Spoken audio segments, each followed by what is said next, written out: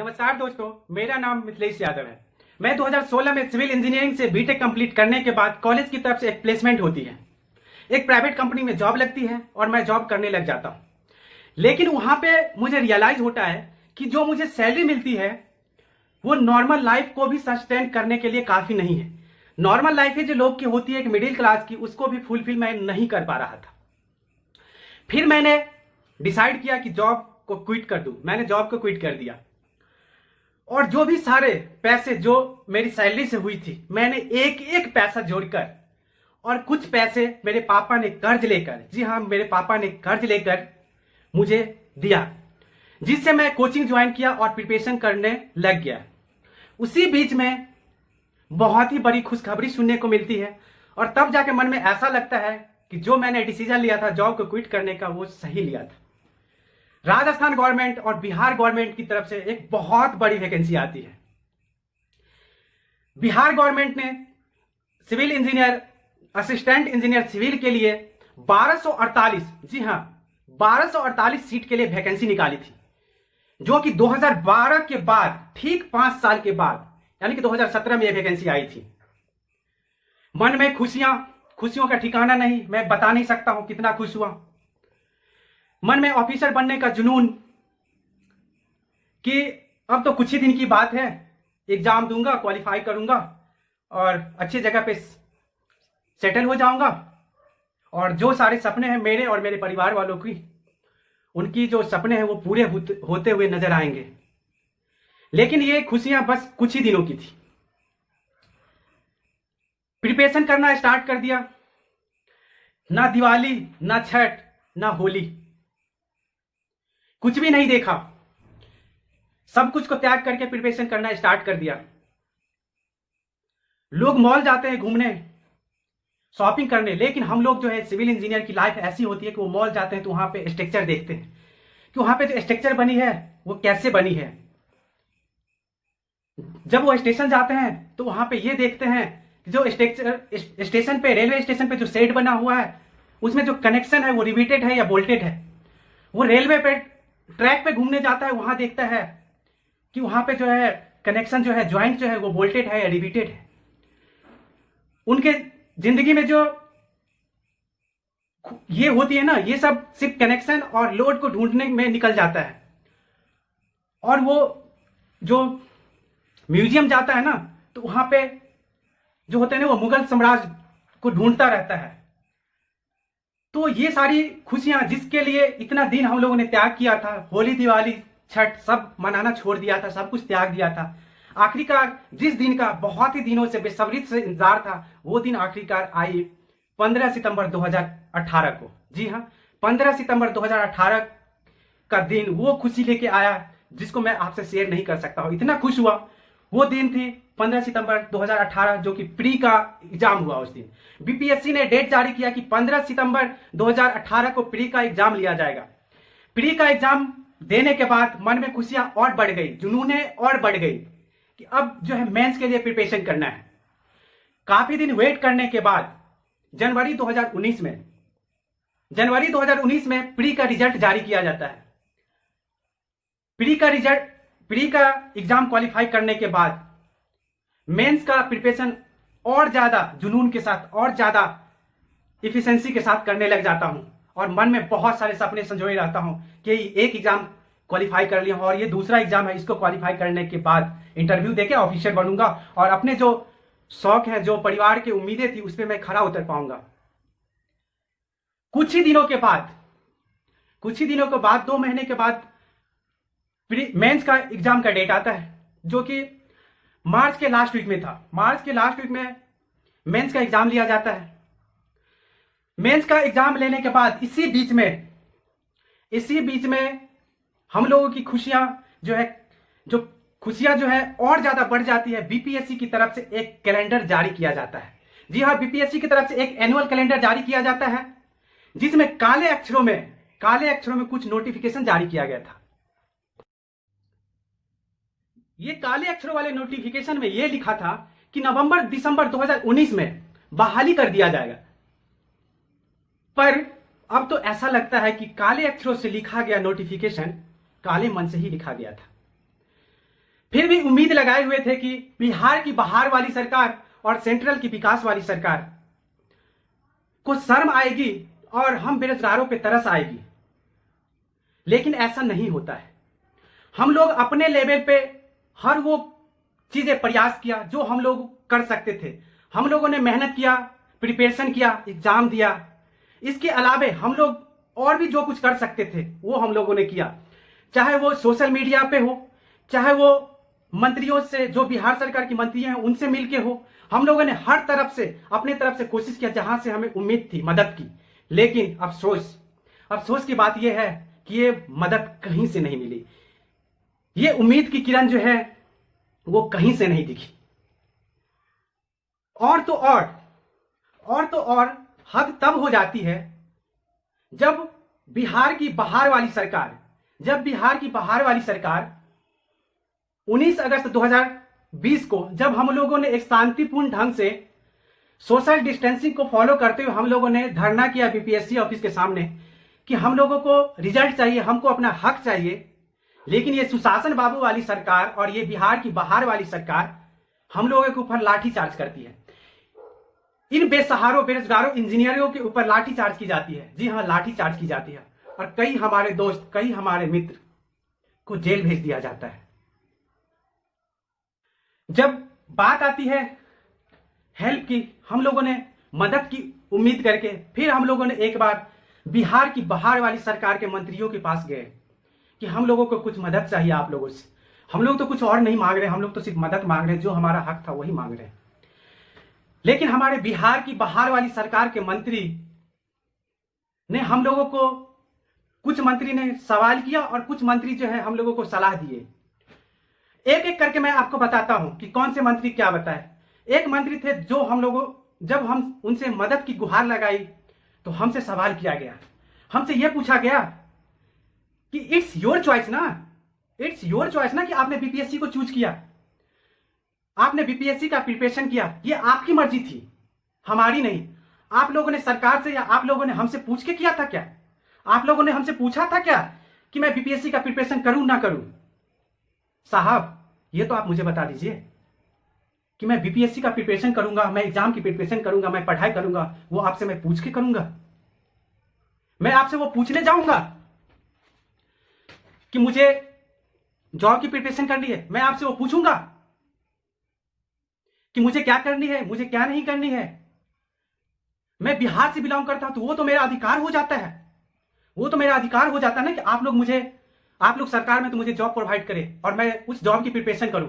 लेकिन मेरे से सवाल किया जाता है कि इट्स योर चॉइस, कि आपने मेरे से पूछ के बीपीएससी का प्रिपरेशन नहीं किया था, इसलिए हम आपकी कोई मदद नहीं कर सकते हैं। हद तो तब हो गई जब एक और मंत्री के पास हम लोग मिलने के लिए गए, जो कि बहुत ही उम्मीद से गए। उनकी तरफ से यह जवाब आता है, वो मंत्री साहब जो है ये जवाब करते हैं कि जो हमारी बहार वाली सरकार है उसमें तो बहार ही बहार है। हम लोगों ने पूछा, सर हमको कौन सी बहार है बता दीजिए। तो उन्होंने ये बोला कि राशन मुफ्त में दे रहे हम लोग, बैठ के जाके खाइए। साहब, यही राशन मुफ्त में लेने के लिए हम लोगों ने 4 साल बीटेक किया और प्रिपरेशन किया। हम लोगों ने सारा कुछ का त्याग किया यही इसी चीज के लिए कि हम लोग आपसे मुफ्त में राशन ले और घर पे बैठ के जाके खाएं। ठीक है, 1 मिनट के लिए मान लेते हैं कि हम घर पे बैठ के खा लेंगे, लेकिन उनका क्या? जो हमारे बूढ़े माँ बाप हैं, जिनके बहुत सारे सपने हैं, जो हमारे ऊपर उम्मीद लगाए हुए बैठे हैं, जो अपनी जिंदगी में इतने सारे कष्ट झेले हैं, जो अपनी जिंदगी में सारी खुशियां जो होती है वो अपने बच्चे के ऊपर लुटा देते हैं। अपने बच्चे की खुशियों के लिए जो होते हैं ना, वो सारी कुछ जो उनका धन दौलत होता है, जो सारा कुछ होता है, उनके ऊपर लुटा देते हैं कि हमारा बच्चा जो है ना पढ़ लिख के एक अच्छा इंसान बने, पढ़ लिख के एक ऑफिसर बने, पढ़ लिख के एक अच्छा जॉब करे। उसके लिए वो अपना धन दौलत जो उनके पास होती है सब कुछ का त्याग करके अपने बच्चे को जो है ना शहर की ओर भेजते हैं ताकि उनको अच्छी शिक्षा मिल सके, ताकि वो पढ़ लिख के अच्छा जॉब कर सके। उनकी उम्मीदों का क्या? बताइए साहब, उनकी उम्मीदों का क्या? मेरा तो ठीक है, मैं बैठ के खा लूंगा, लेकिन हमारे भाई बहन, हमारे मम्मी पापा, जो हमारे रिलेटिव्स हैं, जो हमसे बहुत सारी उम्मीदें लगा के बैठे हैं, उनका क्या? उनकी क्या गलती है और हमारी क्या गलती है? हमारी यही गलती है कि हम लोग स्टूडेंट हैं, हम लोग प्रिपरेशन करना स्टार्ट किए, हम लोग गवर्नमेंट जॉब की प्रिपरेशन करना स्टार्ट किए, यही हमारी गलती थी। तो भूल जाइए, तो भूल जाइए, तो भूल जाइए, जिस सत्ता के गुरूर में आप लोग बैठे हैं ना, वो इसी युवा की बदौलत है। इसी युवा ने आपको वहां तक पहुंचाया है और इसी युवा की बदौलत आप जो है उस सत्ता पे बैठे हैं। लेकिन फिर भी हम लोगों ने उम्मीद लगानी नहीं छोड़ी। हम लोग इसी उम्मीद में थे कि कभी ना कभी तो हमारे माननीय प्रधानमंत्री, यशस्वी प्रधानमंत्री, हमारे मुख्यमंत्री, हमारे मंत्री, जो बड़े बड़े अधिकारी हैं, उनकी नजर तो इस पे जाएगी। जो युवा की बेरोजगारी है उसके ऊपर इनकी नजर तो जाएगी। जिसके ऊपर राजनीति करते हैं ये लोग, जिस युवा के ऊपर राजनीति करते हैं ये लोग, उन्हीं युवा की जो बेरोजगारी की बात आती है ना, तो ना इस देश की मीडिया बोलती है, ना इस देश की सरकार बोलती है। वो सारे के सारे चुप हो जाते हैं, मौन हो जाते हैं, कुछ बोलने से बचते हैं, कुछ बोलते नहीं है। तो याद रखिएगा बिहार की सेंट्रल की विकास और बिहार की बाहर वाली सरकार, याद रखिएगा, ये इंडिया जो है ना एनालॉग वाली नहीं है। ये इंडिया एनालॉग वाली नहीं है। ये इंडिया जो है ना डिजिटल इंडिया है, जहां पे एक ही अंगूठे से लाइक और डिसलाइक की बटन दबाया जाता है, एक ही अंगूठे से डिसलाइक और लाइक किया जाता है। जो आपको लाइक किया है ना वही आपको डिसलाइक भी कर सकता है। याद रखिएगा, डिजिटल इंडिया में ना इसी अंगूठे से लाइक और डिसलाइक दोनों किया जाता है। और हाँ, हम युवाओं के भावनाओं से खिलवाड़ मत कीजिए। हम सिविल इंजीनियर के भावनाओं से खिलवाड़ मत कीजिए, क्योंकि हम यदि स्ट्रक्चर बनाना जानते हैं ना तो उसको तोड़ना भी जानते हैं। जब हम स्ट्रक्चर बनाना जानते हैं ना तो उसको तोड़ना भी जानते हैं। और जहां पे और टर्निंग मोमेंट ज्यादा आती है ना तो वहां पे रजिस्टिंग मोमेंट डेवलप करना भी जानते हैं। और जहां पे ज्वाइंट की जरूरत होती है ना वहां पे कनेक्शन बनाना भी जानते हैं। जहां पे लोड बेरिंग कैपेसिटी सॉइल की कम होती है ना वहां पे लोड बेरिंग कैपेसिटी बढ़ाना भी जानते हैं। सब कुछ जानते हैं। यदि हम लोगों ने थ्योरी किया है ना तो प्रैक्टिकल करना भी जानते हैं। तो याद रखिएगा इन चीजों को। जिस दिन ये युवा और सिविल इंजीनियर क्रांति पर उतर आई ना तो इतना शेयर फोर्स बाइंडिंग मोमेंट, इतना टॉर्क डेवलप करेगा ना आपके अंदर कि आप उस काबिल नहीं रहिएगा कि उस फोर्स को रजिस्ट कर पाइएगा, उस शेयर फोर्स को रजिस्ट कर पाइएगा, उस बाइंडिंग मोमेंट को रजिस्ट कर पाइएगा। फेल हो जाइएगा, कोलैप्स कर जाइएगा। और जिस सत्ता के गुरूर में है ना आप लोग, जिस सत्ता के गुरूर में है ना, जिस कुर्सी पे आप लोग बैठे हैं ना, जिस भ्रष्टाचारी स्ट्रक्चर पे आप लोग बैठे हैं ना, उस ये shear force binding moment torque को रजिस्ट नहीं कर पाएगा, कोलैप्स कर जाएगा। याद रखिएगा। तो ये सत्ता के गुरूर में मत रहिए, ठीक है ना। आपसे यही विनती कर रहा हूं कि हम युवाओं के भावनाओं से खिलवाड़ मत कीजिए। सिर्फ हम युवाओं का भावना ही नहीं जुड़ा हुआ है, इसके अलावा हमारे परिवार, हमारे भाई बहन, हमारे माता पिता, हमारे पड़ोसी, हमारे रिलेटिव, हमारे सगे संबंधी, सबकी भावनाओं जुड़ी हुई हैं। इतने सारे लोगों की भावनाओं से मत खिलवाड़ कीजिए। जब ये सब्र का बांध टूटेगा ना इतने लोगों का, जब ये सब्र का बांध टूटेगा ना इतने लोगों का, तो बचा नहीं पाइएगा बांध को, है ना। उस फोर्स को जो है ना बचा नहीं पाइएगा। तो याद रखिएगा। और हाँ, हम लोग जो है ना कुछ और नहीं मांग रहे हैं। हम लोगों को नहीं चाहिए आपका हजारों करोड़ वाली जेट, नहीं चाहिए हमको हजारों करोड़ वाली बंगले, नहीं चाहिए हमको हजारों करोड़ वाली कारें, नहीं चाहिए हमको आपको हजारों वाली फैसिलिटी। हमको सिर्फ और सिर्फ हम तो आपसे रोजगार मांग रहे हैं। हम तो अपना हक मांग रहे हैं। हमने प्रिपरेशन किया है, हमने एग्जाम दिया है, हम तो रिजल्ट मांग रहे हैं। हम ये बात तो सिर्फ रोजगार मांग रहे हैं ना आपसे। कोई हमको लाखों करोड़ों वाले बंगले नहीं चाहिए, लाखों करोड़ों की सैलरी नहीं चाहिए। जिस लायक हम है ना उसी लायक हम लोग मांग रहे हैं। और ये हम लोगों का जो है ना, हम लोगों का अधिकार भी है, हम लोगों को अधिकार दिया गया है। तो इसको जो है ना युवाओं की आवाज को जो है सुनिए, दबाने की कोशिश मत कीजिए। आप भूल गए यही युवा जो है ना आपको वहां पे बैठाया है। तो यही युवा जो है ना आपको वहां से उतार सकता है।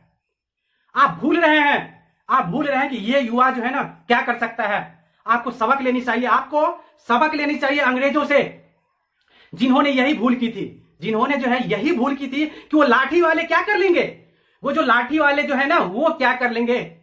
लेकिन बाद में उनको समझ में आया कि ये लाठी वाले क्या कर सकते हैं। इसीलिए टाइम रहते संभल जाइए। जो ये स्याही से लिखने वाले जो युवा है ना उनको मत उकसाइए।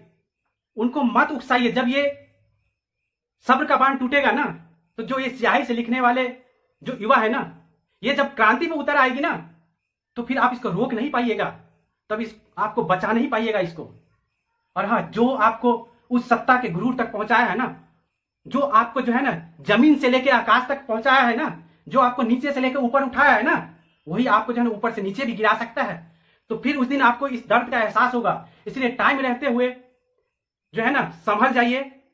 और युवाओं की जो मांग है आपसे गलत मांग नहीं है, वो अपना अधिकार ही मांग रहा है, उसका जो मांग है वो सही है। आपसे वो कुछ और नहीं मांग रहा है, वो आपसे जो है ना जॉब मांग रहा है। और वो जॉब वो भी फ्री में नहीं, वो उसका प्रिपरेशन करता है, वो उसकी तैयारी करता है, वही वो अपना हक मांग रहा है। जिसने वो सालों साल जो है ना अपनी जिंदगी को जो है ना कैद करके रखा था, एक कमरे के अंदर कैद करके रखा था कि एक दिन आजाद होऊंगा जिस दिन सिलेक्शन हो जाएगा, उस दिन जो है ना पूरी इंडिया घूमूंगा, जितने सारे चीजें हैं सब घूमूंगा। लेकिन अभी नहीं, अभी सारी चीजें का जो है ना त्याग करके अभी जो है मेहनत कर लेता हूं, ठीक है ना, अभी मेहनत कर लेता हूं, पढ़ लेता हूं, ऑफिसर बन जाऊंगा तो सारा कुछ मिल जाएंगे। लेकिन आपकी ये सत्ताधारी, ये गुरूर, ये अहंकारी सरकार जो है ना युवाओं का कुछ सुन नहीं रहा। तो आपसे एक बार और निवेदन करता हूं कि आप प्लीज युवाओं के जो रोजगार है इसके बारे में सोचिए। इनका जो रिजल्ट पेंडिंग है, जितने सारे जो रिजल्ट पेंडिंग है, इनके बारे में सोचिए, इनके फैमिली के बारे में सोचिए। इनसे कितनी सारी लोगों की जो है उम्मीदें जुड़ी हुई रहती हैं, ठीक है। तो इनको मत इग्नोर कीजिए, इनको मत इग्नोर कीजिए। आपसे एक बार और निवेदन करते हैं, इनको मत इग्नोर कीजिए। जब ये चिंगारी फूटेगी ना, तो फिर आप इसको रोक नहीं पाइएगा। जिस युवाओं की बदौलत आप जो है ना ये मसाल जलाते फिरते हैं ना, वो एक दिन जला दिया ना, तो आप इसको बर्दाश्त नहीं कर पाइएगा, आप इसको बर्दाश्त नहीं कर पाइएगा। तो इसी उम्मीद के साथ कि आप लोग जो युवा के ऊपर जो भी इसके साथ समस्या है उसको सुनेंगे। जय हिंद दोस्तों। तू तरसता है तू बंदे, जल्द ही बदलेगा मंजर।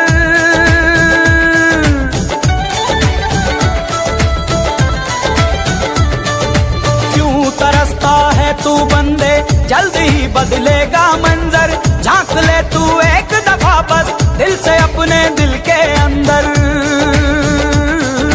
क्यों तरसता है तू बंदे, जल्द ही बदलेगा मंजर।